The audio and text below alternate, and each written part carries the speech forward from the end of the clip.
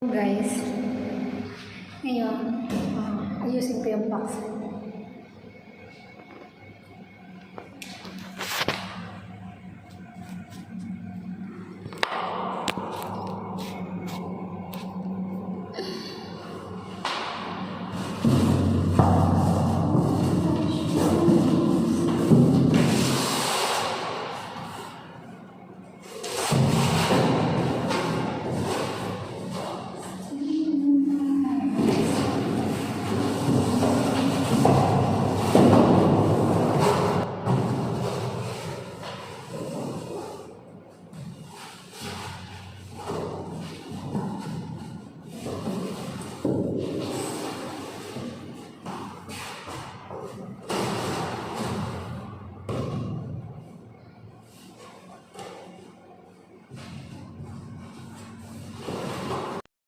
Hey guys, gusto ko lang share sa inyo kung paano ako gumawa ng cargo box. Alam niyo ba na hindi talaga madali ang paggagawa ng cargo box na yan? Maraming makakarelate na tumas lalo ng mga OFW.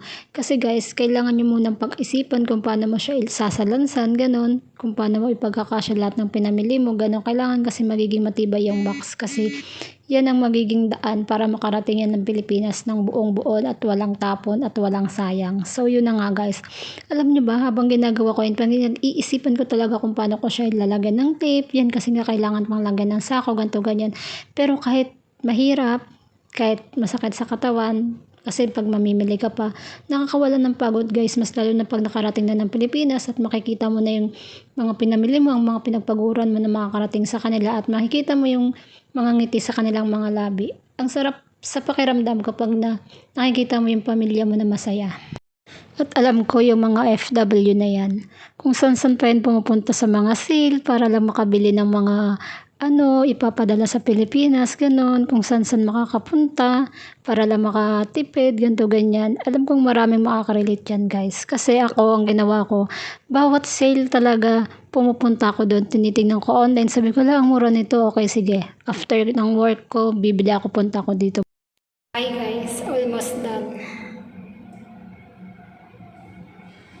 Guys, almost done. So ngayon guys, ayun yung mga napamili ko guys. Alam niyo bang mga sale lang yan? Kung saan ako nakakarating. Basta may sale, go tayo, punta tayo doon para mas marami tayong mailagay dito sa box. Diba guys, alam na alam ko talagang kaya yan ang gawain ng mga OFW. Tingnan mo guys kung anong ginawa ko. Hindi ko alam kung tama ba yung pagkakasalansan ko.